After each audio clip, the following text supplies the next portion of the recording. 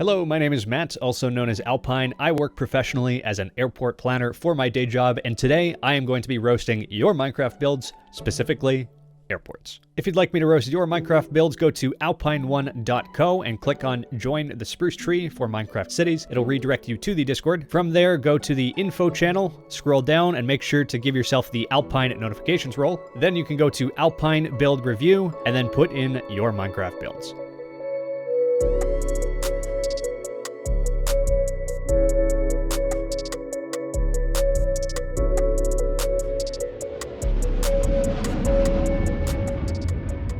In the previous video, I roasted 2 of your airports, but in this one, there's only 1, but I got a little carried away. You'll see what I mean here in a second, but we have an airport based on Miami International Airport by Bubbles. Bubbles says it has approach, taxiway, and runway lights that all follow FAA guidelines. Yeah, well, we'll see about that. Runway 2608 has Cat 3 abilities, while runway 27 left and 9 right and 27 right, 9 left have Cat 2 capabilities. This is referring to ILS, Instrument Landing System, which we will talk about in a minute. This is still a work in progress as it is a massive project. Please roast. Oh, you have come to the right place. So here's their airports. It does look pretty interesting, but once again, I have a couple notes. Now, first of all, if we zoom in on this, we can see that it is indeed a cargo facility. You seem to have some UPS planes over here with the brown paint, and then some FedEx over here with the purple. So I noticed that you don't have any safety lines here, also referred to as either aircraft or apron safety lines. This essentially just means, hey, you can't put this stuff in here when there's no plane here. So generally it looks a little something like this, where they do connect right in this point right here. I do notice sometimes that people will have lines going down this way, but it's not necessary. Usually they just connect in sort of a V shape. Taking a look at the center part, I forget the actual name of it, but you can see that I've drawn 2 yellow lines. Now, in reality, they're not going to be yellow, but it essentially says, hey, there's a line on the ground here, which means the tail of the aircraft cannot go out past that line. Looking all the way up here, I do see that you have a tiny little fence. I would recommend making it heavier and taller because you are going to have some jet blast that goes all the way back here. So if anybody's driving by, it's probably, not going to be great. Now, I know I like to write in red text, but it doesn't necessarily mean it's wrong. This one is more of a comment. So this here is a line with some dashed lines. This essentially means that on this side, you have no air traffic control, and over here, you have air traffic control. Whether it's air traffic control or ground control, it's different, and it depends on the airport, but you get the picture. Along your taxiways, make sure to have blue lights on the outside, spaced apart. Over here, I am curious what your plan is for this area. More than likely, I would expect it to be staging area for all of this equipment, because it's very unlikely that you're going to fit any planes here. Well, I guess you could put small ones, but any ones of this size are probably not going to fit. Now, with these actual cargo facilities themselves, I do see that you have a large garage door, but if you are organizing things in here and then taking them out, are you bringing it onto the air side, or are you keeping it ground side on the north side of the fence? Is this north? It might be north. I don't know. But if the intention is to bring things from here out to here, and you don't want to bring it out this way, then maybe you could have a gate down here, but I'll leave that up to you. Now, something I noticed about these cargo buildings is in the center, you do seem to have some administrative offices. However, these are usually for employees. So what I would recommend doing is, instead of having it in the middle, try to push it up this way. Because as you can see, I have PRK, which just means a parking lot. So you're probably going to want to have it a lot closer. Now, I do know that this airport is based on Miami. Now, if we go over to the cargo facility this way, we can actually see what I believe to have inspired your build. So you can see these administrative offices sort of in the middle, but the difference is you have a large parking garage on top of here, and then below here, you do have another cargo facility. So your parking is actually quite close to this administration section. Versus in yours, you just have 2 cargo buildings side by side, and your parking lots are going to have to be way up here, so it's going to be a little bit of a walk. Now, once again, you can't park there. The whole reason for these lines, well, wait, where'd they go? For these lines is to keep these on the other side. So, you do kind of have a couple of red lines, but they seem to be encroaching on it, so can't park there. Now, I'd like to bring your attention down here. You have a runway hiding way in this corner, and then you have a taxiway that goes like this. Now, I've drawn on a couple extra lines because you don't actually have any way to connect these 2 center lines to this one up here. And I have another question. Where are you going? You have another taxiway right off to the right. So where's this one going? I don't think it's needed. Now, something else I noticed is you do have a line that is solid and another one that is dashed right here. Now, it is beside a runway, so this is a hold short line, which essentially means that if you are bringing your plane this way and you see these dashed lines, that means yes, you can cross through. But if you're coming the other way and you see a solid line before the dash, that means you cannot. However, you do need to double these up. So you need 2 solid and 2 dashed rather than 1 and 1. If you want the Canadian standard, see the document called TP 312 figure 5-12. Oh, look at that. I have it right here. Let's go find that figure. Here we go. Figure 512. You can see you have double and double. So ideally do something like this. Now, before I move on to the next picture, I do have one more comment specifically about these office windows right here. Because guess what? In Miami, it's very warm. I know because I was there. So I do notice that on your second floor, you do have offices, which is good to get it off your ground floor. I can see you do have the pillars, which means the actual cargo facility is underneath. So it is a good place to put it. However, I can see these open windows. And based on these shadows that are going a little bit like this, I'm assuming that it is currently morning and north is upwards. So if we draw a little diagram here, you can see north is up like this. Right now, the sun is over here, and then it'll move this way here at noon, and then it'll set over here. So why is this actually an issue? So in the morning, you do have this east sunlight, which means it's going to warm up pretty quick. So I would like to introduce to you a concept called overhangs and side fins. Now, the idea with this is to control the sunlight throughout the day. Now, this building here that I'm showing you, we are now in the Minecraft city of Andia using a texture pack called Cubed Pack, but this was the building that myself and my team designed as the initial 3D concept for our 4th year engineering design project. I also happen to have a full YouTube video on that if you're curious. Now, I have set the time to 8 a.m. to match approximately the time that you had set on your airport. But if we fly over here, we can see these ladders. Now, ideally, they should actually be sticking out like this glass and completely solid. But the idea is that it lets sunlight in the early morning, and then as it goes towards noon, it heats up, and then it lets in less and less sunlight. You'll typically find these on your east and west facades. Now, if you did have a southern facade like this one here, you could add an overhang, a little something like this, so that you can calculate the solar angle where it is in the sky, and then ideally block your window, especially in a very warm climate like Miami. So facing east, let me give you a little demonstration. So this is 8 a.m., 9 a.m., this is 10 a.m. At 11 a.m., it does seem to have completely disappeared because we do have a slight overhang right there. But now as it approaches noon, you can sort of see that this overhang does indeed protect this window from sunlight. But that's essentially the idea. So anytime you have a western or eastern facade in a warm climate, ideally you should have some vertical side fins to protect it. Moving on to the front of the airport, now we are in the passenger terminal, and you do have the curb down here.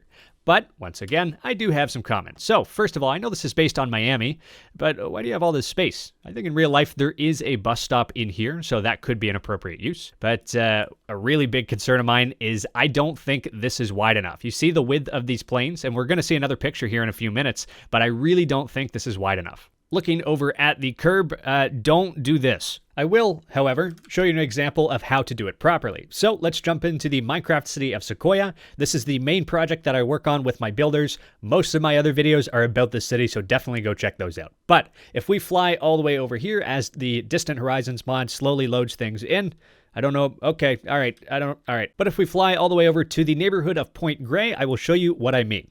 These roads are not properly built. These ones are. Think of it this way. If you are driving a car going up this way, this road is actually going to be tilted like this on a slope. Versus if you go over here, this one is actually just straight across here. So ideally, if you could build it like this, that would be preferred. Now, if you are building on an angle like that road was, then maybe you want to try to have it so that instead of it going like this, it's actually just going to cut straight across right there. But actually, now that I think about it, I see your block drops right here and then back here instead of lining up right here. You can change your roads to be completely straight like that by just moving this over here so that it lines up right here. So that way your roads will look a little something like this instead. Much smoother, much cleaner. Now, taking a look at this central section, which usually is called a central processor, and by processor, I mean it processes people to get them into the actual arms themselves. But let's take a look at your curb. So I'm assuming this is for drop-off. I do see you have a solid line. But if we go back to Miami, let's see what you have. So that picture is based on this right here. I have actually been inside of this section which is kind of interesting. Oh, okay. So yeah, you do have a solid line. So yeah, all right, you get a pass. Now I did have a comment about this crosswalk saying, where are you going? But that was before I realized that it was based on Miami. Jumping back into Google Maps, we can see right here that there is indeed the diagonal crosswalk that goes over here. So okay, it seems to be connected to a bus stop, and having this double curb right here, and then one over here, that is quite common. You see this in Toronto, Ottawa, all over the place. And the last comment in this picture, I do see you have a parking garage, or at least the start of one, with an overhead pedestrian bridge.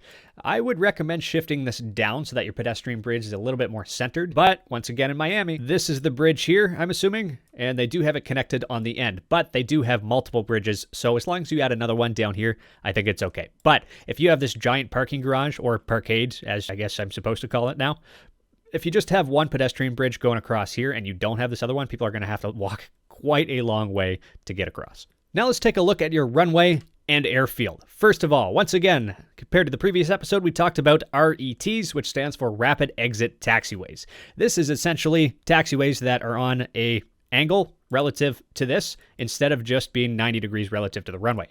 This allows aircraft that are landing to exit the runway. It allows them to rapidly exit the runway onto a taxiway. Yeah, I know what I'm talking about. But once again, let's see what Miami has. Miami has, they have one right here. They've got another one going this way, depending on which direction you land. Yeah, they've got a couple. A lot of them are 90 degrees, but you get the picture. So you know what? I'll give you a pass on this too, but maybe include a couple. Something I noticed here is you do not actually have a taxiway centerline connecting here, which means if you have planes going this way, technically they're not supposed to go all the way over here, which I would recommend adding this line through. Taking a look over here, I do believe that your aircraft are a little bit too close. You do have a hold short line that is directly adjacent to the runway, but this line that I've drawn out here, the wingtip of this American Airlines is a little too close for comfort to this UPS plane. Now, taking a look at your runways, I do see that you have your 9 left and 9 right here. They are probably too close together, although in San Francisco, we can see that SFO does have some runways that are quite close together, but they do have a special operation that allows them to do that. So I guess if you do want to use your imagination, that's okay. One other thing I'd like to point out, you see this centerline marking? Where to go? Huh? Where is it? I don't see it. Do you guys see it? I don't know. Seems to have disappeared. Now, another very important aspect of airfield design is you do need to account for your water drainage. So usually grass is pretty good for absorbing this sort of stuff. But if you want to bring it down a little bit and then maybe have like little reservoirs in here, then I think that would be a good idea. Now, if we look at Miami, there aren't actually any water areas with the exception of these over here. And I actually went to a conference course thing for airport master planning in one of these buildings. I forget which one. But in terms of water drainage, you don't actually have to have like a pit of water, but it's probably impossible to see on here, but this does actually dip down a little bit. At least I would assume. So in Minecraft, maybe that just looks like you digging in here just a little bit. Now over here, you do have these airside roads where these vehicles go back and forth, but aircraft always have priority. Oh, you missed another line. Wrong. You guys told me to be more mean. Am I being more mean? I hope I'm being more mean. Anyway, you need a stop line here, basically to say, hey, traffic, don't run into a plane. Now, before we move on to the next picture, here's something that I really appreciate. This is a plane that is taking off, and you do have these wingtip vortices, and they make a little thing with, science and stuff. You guys know what I'm talking about, right? When planes take off, and then you have the little trail of little clouds that come off. It's something to do with the air speeding up and going over the side because of pressure differences, and then something to do with the dew point. I don't know. I know there's a lot of pilots in my comment section, so maybe you guys could help me out. And taking a look at this very last picture, we do have a plan view of the actual terminal itself. So, a couple comments. First of all, this plane is going to be stuck here forever because the width of this wingtip to wingtip distance is greater than the actual distance between here to here. And also, this is over the line, which is not good, I think. I don't know if it's just the perspective, but these wingtips are also over the line. That one, this one, and that one. Yeah, you just double check that. Something else to check, down here with this aircraft stand and the one over here, if you have a wingtip approximately where this white dashed line is, it's going to intersect with this red line, which you should not do. It's kind of the same idea over here where you probably don't have enough room to actually pull it back there. But if you do have a smaller aircraft here, then I guess it could work. I also noticed that this center line in yellow is not centered between these two. And yeah, once again, this tail seems to be sticking over this line, which not good. And one last comment for you. You did say runway 2608 has Cat 3 capabilities, but if I zoom in on runway 26, you don't seem to have any ILS markings. Now, ILS stands for Instrument Landing System, which essentially means that you can land an aircraft in reduced visibility like fog or clouds. From my understanding, it's also very common for commercial aircraft to use it even if you have perfect visibility. Now, taking a look at your area of inspiration in Miami, if we zoom down here, we can see ILS in this big red box. So these markings right here with the double dashes, that's not a dash, but these are ILS markings, which essentially blocks out the ILS critical area, which means before you go into this section, you need to stop your plane here so that it does not interfere with the equipment. And when Bubbles here with this interesting profile picture says Cat 3 or Cat 2, these are different levels of precision. So I hope you found this useful. Hopefully I was a little bit more mean this time, but I am Canadian, so, I'm going to try my best. If you want me to roast your Minecraft builds, go watch the intro of this video again with the instructions. If you would like early video access, click the join button below to become a YouTube member and to support my work. Make sure to tune in for the next episode because I will be roasting this airport, the Greenfield International Airport. Now, they seemed pretty confident that they didn't have anything wrong with it. But I'm bringing in the big guns. And by big guns, I mean my colleagues that I also work with. So stay tuned for that. If you'd like to plan your own Minecraft city, check out City Design 101 by going to alpine1.co and click Join City Design 101. I have a 23-page PDF with almost everything I know about planning Minecraft cities, just like my main project that I work on with my builders, the City of Sequoia.